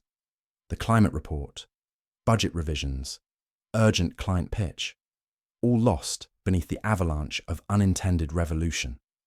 People file out, an odd satisfaction on their faces. Policy has evolved, but not necessarily improved. Sandra quietly files her agenda for next time, ready to defend against the next absurdity. You leave, the ground shifted imperceptibly beneath your feet, knowing well enough by now that the decisions that shape your universe are often the accidental ones. Midway between coffee breaks and comic asides, born from the chaos of the pointless meeting, just as everything's about to take shape, you sneeze. Panic ensues. Someone sends for leeches, and it's the sniffle heard round the world. See, no one remembers the exact moment the rivers froze or the tapestry caught fire.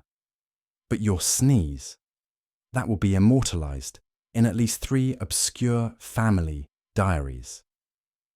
It echoes through the drafty corridors, interrupting the important business of empire and embroidery alike. Lady Amaryllis nearly drops her embroidery hoop. Lord Featherstone clutches his chest as though expecting the plague itself to barge in, suitcase in hand. "Did you hear that?" whispers the dowager, her tone a curious mix of glee and horror.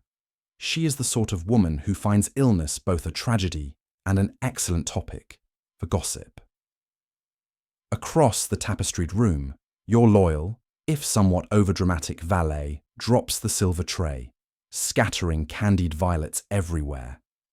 A footman, young, dashing, and prone to existential panic, pipes up. "Shall I fetch the apothecary, sir? Or the priest?" He is already halfway out the door, his boots squeaking traitorously. Somewhere in the distance, the dogs begin howling, as if mourning the collapse of civilization itself. It's just a sneeze. You protest, swaddled in silk and confusion. But like all things in this household, A simple sneeze is never simple. Within moments, the staff have swung into action. Tonics are heated, 12 varieties of tea are brewed, and 3 slightly sticky oranges are produced, as if citrus alone will stem the tide of doom. Suddenly, Mrs. Breyer, the formidable housekeeper, looms over you with the air of one about to pronounce sentence. This, she declares, is how it always begins. You're inclined to argue, but she has already dispatched 2 maids for hot bricks and 1 for smelling salts. It's not clear if these are for you or for the fainting footman. Every simple solution proposed is steeped in centuries of superstition and exactly zero science. The leeches arrive in their little velvet box, a gift from cousin Edwina, who once read a pamphlet on humours and now considers herself a medical pioneer. Before you know it, a chair has been set beside the fire and you are being bundled in so many blankets you wonder if you will suffocate before the illness takes you. The priest, to everyone's relief and nobody's actual request, appears in the doorway. "A minor plague, is it?" he asks convivially, eyeing the tray of oranges. Lady Amaryllis swoons, which is both convenient, everyone was awaiting her dramatic faint, and inconvenient. She lands on the oranges. You try again. "It's nothing, please. Just a chill, perhaps some dust," but offers for herbal remedies, mustard plasters, and the application of a live hedgehog to your chest. "Thank you, eccentric Uncle Percival." Drown you out. Your protestations dissolve into the absolute certainty, now circulating the drawing room, that you are merely hours away from an untimely demise. Behind the scenes, the household's whispers crawl through every keyhole. The cook sends up beef tea in case the end is nigh, while the under-butler quietly updates your last will and testament, just in case. In the scullery, wild rumours multiply. You are stricken, you are delirious, you may already be dead. You consider standing up, declaring yourself the picture of health. Instead, you sneeze again. This triggers another round of shrieks and bustle. The leeches gurgle ominously in their jar. No one listens when you point out that it's probably just hay fever. There is now a very real probability of being suffocated by well-meaning concern. Somewhere, above the chaos, a solitary voice pipes up. Should we send for a second opinion? As if one more learned guest could stem the tide of panic. You lie back, feet up, blanketed to the eyebrows, and realize your only true affliction is being at the mercy of a household with far too much imagination and far too little medical knowledge. And so, within the hour, your minor sniffle has blossomed into the event of the season. The household, your household, whirls in melodramatic terror. And you resolve, once recovered, to develop a perfectly timed, entirely silent sneeze. Would you like this adjusted further? Or with more or less humour, inner dialogue, or dialogue from side characters? A wandering chicken meanders through the proceedings, causing half the audience to chase it, while the other half misinterprets your leadership as either genius or madness. By lunchtime, the birds elected mayor. Later, you'll wonder exactly when you lost control of your own event. Was it when the feathers flew past the keynote PowerPoint? Or when the catering staff began consulting the chicken for menu approval? For now, pandemonium reigns. There's something oddly democratic about the chaos. The CEO is crawling under a table, clutching a bread roll in one hand and his dignity barely in the other, while interns fashion hastily assembled chicken barricades out of flip charts. Meanwhile, you, the would-be master of ceremonies, float above the fray, at least metaphorically. This was supposed to be the tidy panel discussion segment, not a poultry-themed improvisational theatre. And yet, as you witness an impromptu debate erupt, over whether the chicken's crossing is a metaphor or simply a logistical failure. It's impossible not to admire the scene's anarchic, comic spirit. The chicken, for its part, seems undeterred by the commotion it's caused. Every now and then, it pauses, standing motionless on one spindly leg, observing the chaos it's unleashed with a zen calm that even the mindfulness coach in Breakout Room B can't hope to match. Its gaze surveys the room as if weighing the prospects of a grassroots revolution. Someone suggests giving the bird a commemorative badge. Someone else starts a Twitter hashtag, Chicken for Change. Of course, the audience is divided. Some participants, those with a special fondness for unpredictable outcomes, or perhaps just tired of spreadsheets, are enchanted. This, says one breathless executive, is disruptive leadership in action. They begin quietly taking notes, convinced this is all an elaborate metaphor embedded in the event's DNA. Others are not so sure. They frown at the chicken, at you, and at each other, mentally calculating the damage to the schedule, the AV equipment, and, possibly, their own reputations. It is at this surreal intersection of confusion and opportunity that your true leadership is tested. The microphone squeals feedback as you take the stage, forcibly optimistic. "We promised outside-the-box thinking," you quip, gesturing to the chicken now inexplicably perched on the lectern. And here it is, outside the box, and quite possibly inside the catering. Laughter ripples through the crowd, diffusing tension. The chicken preens, as if relishing the applause. A spontaneous vote. Should the chicken remain as honorary co-chair of the session? It's a landslide. Hands raise, voices cheer. One mildly panicked IT consultant tries to abstain but is overruled by the bird itself with a well-timed squawk. As order reassembles around the new mayoral regime, a subtle transformation occurs. People connect, laugh, debate. Boundaries dissolve. Suddenly, inspiration is everywhere. Inside jokes become shared experience. Mishaps become metaphors. And the chicken, resplendent with a borrowed lanyard, presides over it all. By day's end, legend will already be forming. The chicken that crossed the road, no longer just a punchline, but now a fully integrated narrative motif. Attendees will recount the moment as the year everything hatched into something new. Your inbox will soon fill with requests for next year's keynote chicken, and you, at long last, will discover the meaning of the phrase, "Never work with children, animals, or unscripted poultry." In the wake of the feathers, laughter, and lingering crumbs, you realize the chicken has done the impossible. Not just crossed the road, but drawn everyone together on the journey. You're sent to make a simple delivery, but take one wrong turn and find yourself inventing the Silk Road, or accidentally founding a new religion. GPS is centuries away, so destiny it is. Back then, getting lost wasn't an inconvenience. It was practically an expectation. Maps were unreliable at best. Scraps of papyrus sporting rough sketches that looked more like the daydreams of an optimistic cartographer than accurate guides.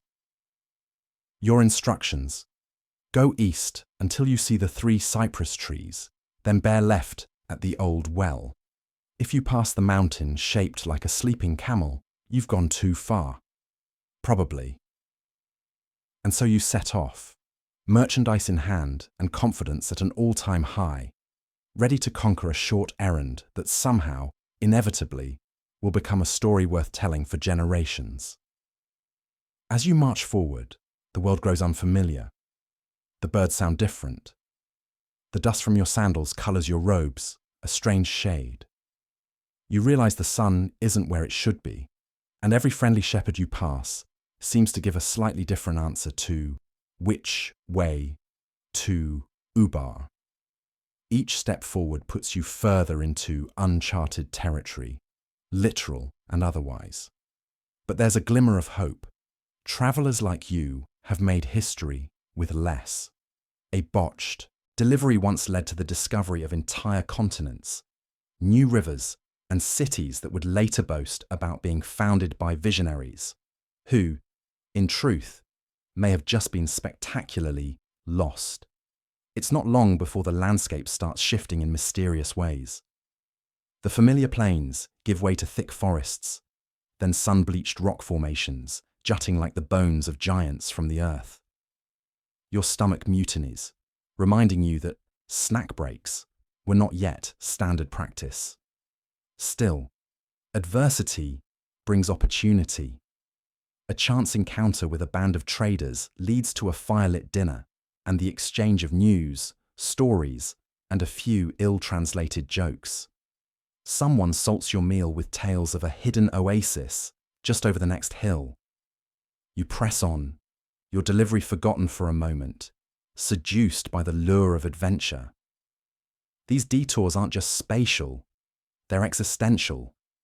The path you take is less about getting from point A to point B, and more about learning what kind of person you become when B is nowhere in sight. You become more resourceful, inventing clever ways to signal for help. A pile of stones here, a reed whistle there. Or communicate in sign language when words fail you. The local dialects, initially incomprehensible, start to sound strangely familiar by your second or third awkward barter for a crust of bread. Sometimes, these accidental journeys turn you into an unwitting trailblazer. Maybe you discover a shortcut through a mountain pass, later dubbed the Soggy Boots Way. Or maybe your lonely campfire attracts a ragtag group of other wayward souls who decide that following you is the best bad idea they've heard all season. Suddenly, you're part of a caravan, and what started as a quick delivery has blossomed into a mini-epic of triumph, loss, and surprisingly competent camel care.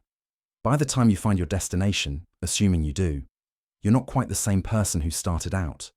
The package may be battered, your tunic irreparably stained, but your mind is richer by 1,000 stories.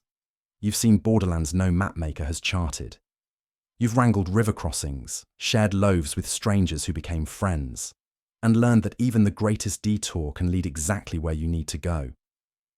In an age before road signs, before guidebooks, getting lost was a risk, yes, but also the world's oldest way of finding something truly new. So the next time you worry about straying off course, remember, sometimes a wrong turn is your invitation to greatness.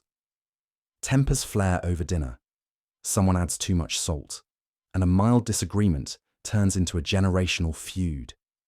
At least everyone agrees not to mention the soup ever again. Later, in the uneasy quiet, spoons clink against ceramic, and eyes dart everywhere but the centre of the table. It's a family ritual at this point, a dish ruined, pride wounded, and the subtle manoeuvring to apportion blame with surgical precision. This soup, meant to be a simple starter, has become a battleground for old alliances and new betrayals. The youngest, too inexperienced to know the history and too hungry to care, keeps eating anyway, oblivious to the weight in the air. There's always the initial round of polite denial. "No, it's fine," someone says, with a brave, watery smile, lips pursed against the inevitable onslaught of salt. But then comes a pause, long, strained, the silence that only families in the midst of a slow-building storm can achieve. Someone coughs. Aunt Lila tries to shift the conversation by pointing out the lovely colour of the soup, as if that could drown out the sodium. But the topic refuses to dissolve as smoothly as the overzealous spoonfuls poured into the pot.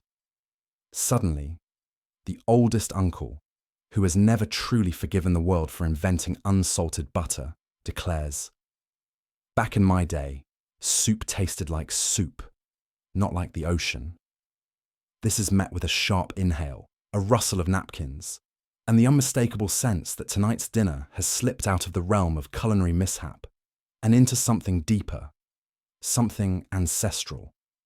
There's an air of, we've been here before, as spoken and unspoken grievances start to bubble up. Arguments over seasoning are simply the acceptable vessels to express all the unaddressed squabbles and secret grudges. Someone, no one knows exactly who, mentions last year's casserole debacle. Another person, bristling, reminds the table of the time someone else forgot about the bread in the oven, filling the house with charcoal smoke and shame. Time blurs. It becomes clear that this is not about salt. Never was about salt, but about remembering and being remembered. It's about whose family stories get retold and whose get left out, whose recipes survive and whose get overwritten, lost in faded index cards and faulty memory. Grandma, at the head of the table, is silent for a long time. Her spoon hovers above her bowl. She is perhaps the only one who understands the gravity of the moment and chooses not to intervene. Finally, she lets out a low, knowing chuckle. A signal. A release. It's just soup, she says, even though everyone knows it's not just soup. The laughter that follows is hesitant at first, then spills out, cleaning the air for a moment, until the next family meal gives everyone a chance to start the war anew. Afterwards, in the kitchen, there's a kind of ceasefire. Someone's already packing leftovers. Someone else silently washes dishes while pretending not to sulk. The youngest sneak another spoonful before they're banished to the living room. A quiet pact is made. From now on, nobody ever brings up the soup. Not the recipe, not the mistake, not the various and creative ways salt can sabotage a meal. It is an unspoken agreement, the only way forward, a clause added to the ever-expanding list of family taboos. The feud over soup simmers in the background, never resolved but never forgotten. A culinary cold case, destined to linger just beneath the surface of every future gathering. And so the recipe remains untouched, annotated with cautions, but never corrections, because everybody knows that sometimes family isn't about who was right, but about who can move on, preferably before the main course gets cold. A trusted friend turns out to be a historical plot twist in disguise. You're stunned, the world gasps, and dinner is definitely awkward. Let's rewind. You've spent years trusting this person, sharing secrets, splitting fries, and loaning out your Netflix password, the highest form of loyalty. Heck, you even saved their cat from that suspiciously sticky closet situation. By every reasonable measure, you're each other's ride or die. So, when the rug gets yanked out from under you, it's not just betrayal. It's Olympic-level backstabbing. Points for style, 0 for friendship. Maybe there were signs you missed. The slightly forced laughs when you reminisced about your childhood misadventures. The oddly specific business trips that always coincided with your presentations. Or their newfound affection for dramatic pauses during simple conversations. Hindsight, as they say, has 20/20 vision, and in this case, it's wearing those glasses with the built-in night vision and laser pointer. Every memory feels like it's been edited, George Lucas style, for maximum dramatic irony. But let's talk about the big moment, the reveal. It never happens when you're ready. Sometimes it bursts onto the scene in a flurry of text messages and poorly timed notifications. Other times it creeps up, masked underneath dinner table small talk, until, bam, a single offhand comment explodes centuries of trust like a confetti cannon filled with regret. The soundtrack in your mind screeches to a halt. You try to replay the conversation, but all you get is the familiar error message. Friend not found. And let's not ignore the public fallout. People flock to the drama like 18th century villagers to a scandalous dueling arena. Friends want your side. Mutual acquaintances become part-time detectives, picking apart your friendship history like forensic analysts. Every group chat splits, a digital Red Sea, as alliances shift. You're left with the emotional equivalent of mismatched socks. A little lost, a lot annoyed, and questioning your judgment on both friends and foot fashion. Of course, within the chaos, there's a quiet, personal aftermath. It's that heavy silence when you discover that the Spotify playlist you made together is now a minefield of betrayal ballads. Or when you glance at old photos and realize that the smiling faces are actually harboring classified information, waiting to be leaked at the most inconvenient hour.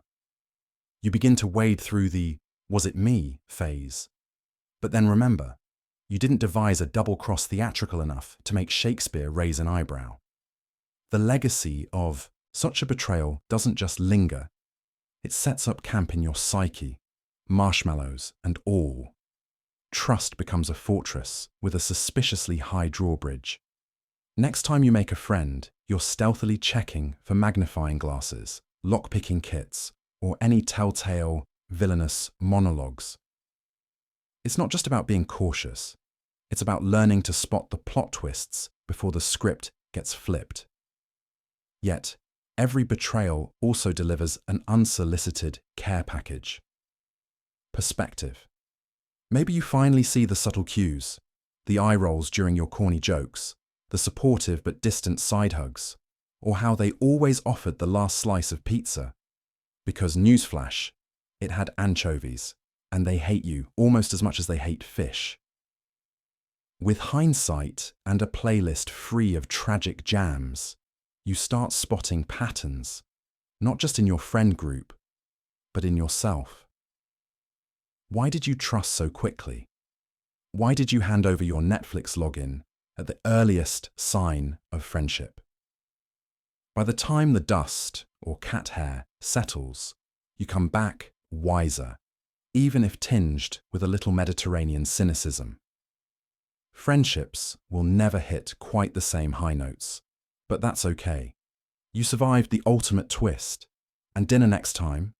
Yeah, it'll be with people who don't hide secret identities or feature in next week's shocking season finale. Let me know if you'd like tweaks or another segment written in this style. You're called to speak, again. This time, your words unexpectedly move the crowd, possibly because your voice cracks at just the right moment. History records you as wise, but you know it was all nerves. For a heartbeat, you wish you could vanish, fade into the panelled woodwork and become part of the gentle afternoon haze. But you step forward, shoes scraping gently against the worn floor. The hush isn't silence exactly. It's that charged, brittle expectation. Everyone's breath held for you. You see faces, kind, skeptical, tired, waiting. Not adversaries, just people. All of them look to you, as if you know, really know, what to say. You don't. You never really do. Not for speeches. Words have always tangled in your throat when you needed them most. Eloquence, you believe, is something given to other people. Still, this moment is yours. You bring out the crumpled notes, trembling slightly. Your eyes catch a blot of ink near the margin, as if your nervousness had already leaked out onto the page. You begin, voice thin, but unwavering. Even as you speak, you feel the room shift. The crowd's posture changes. There's leaning forward now, hands softly clasping chins, eyes searching your face for some reflection of their own hopes or fears. You speak plainly because you have nothing else. Honesty is your only tool left.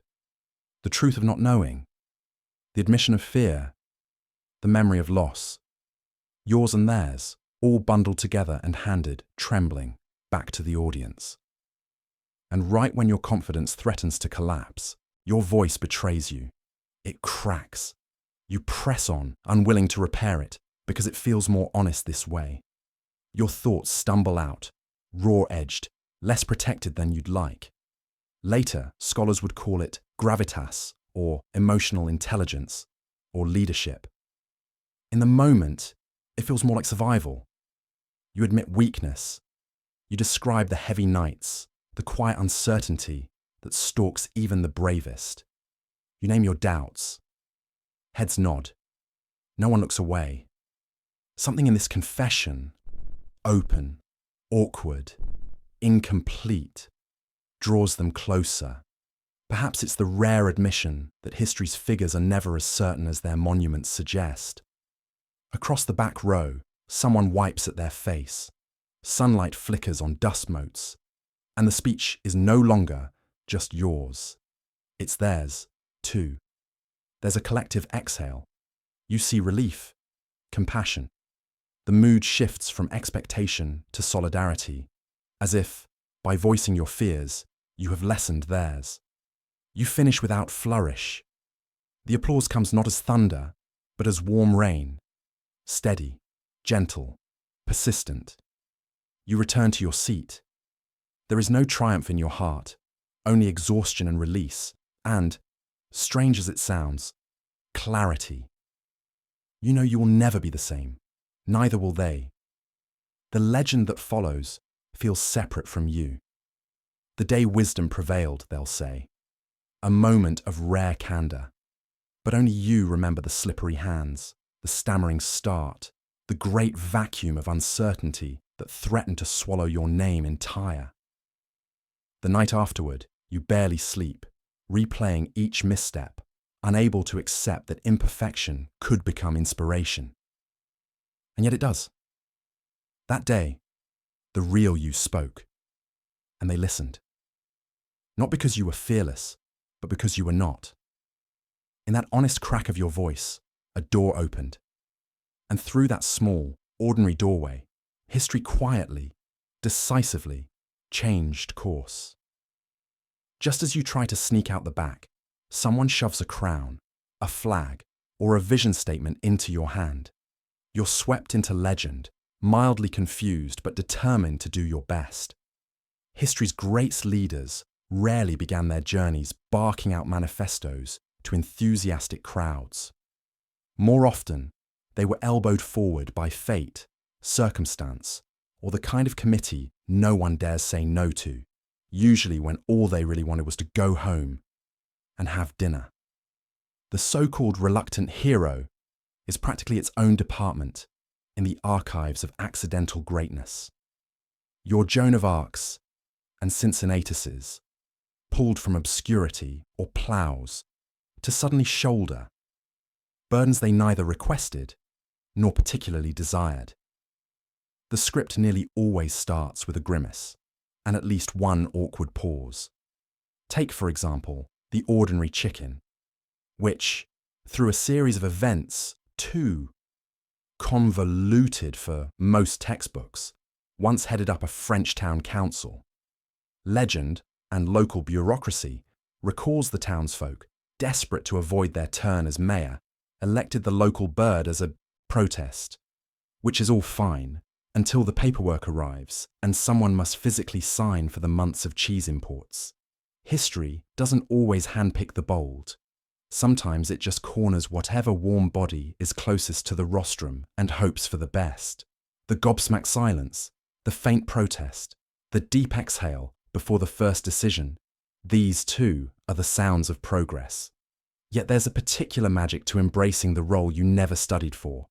The world's most absurd transformations often begin with reluctant hands gripping the steering wheel. Think of George Washington, who would have preferred to prune his orchard than wrangle Congress, or Queen Elizabeth I, outmanoeuvring a court full of sharp elbows with a weary resolve, as practiced as it was accidental. Each step forward is a negotiation between dread and duty, the mind racing with doubt, even as the feet shuffle reluctantly into history's spotlight. If you think this doesn't apply to you, remember the impromptu moments where you've been volunteered for things.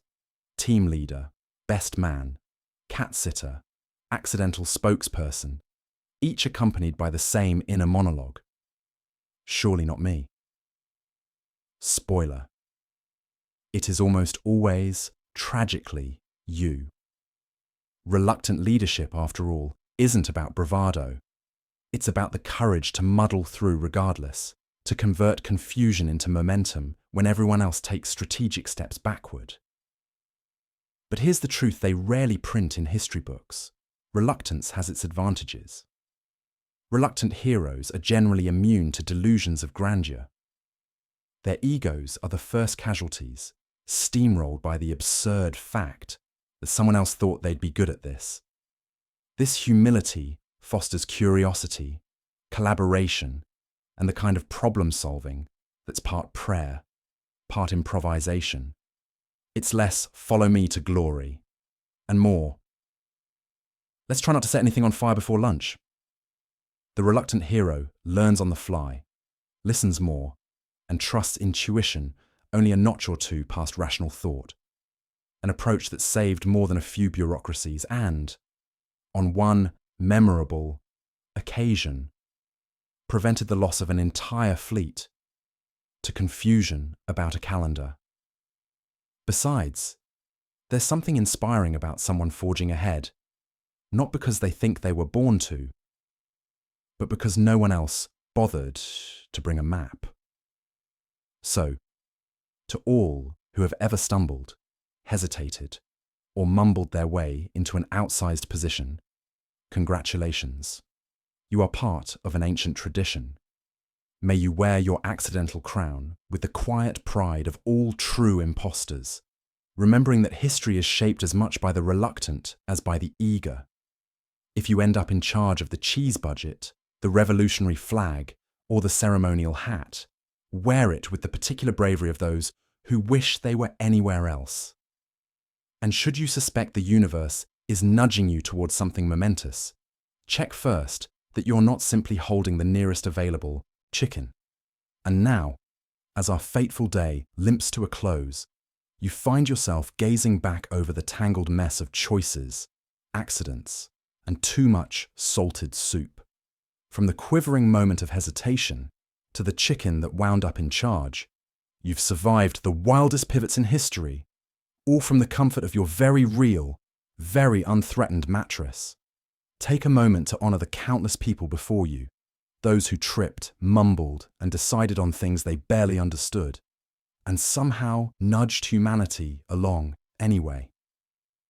So tonight, as you stretch out beneath crisp sheets and maybe a weighted blanket, give thanks that your biggest decision tomorrow might just be what's for breakfast, not whether to spark a revolution.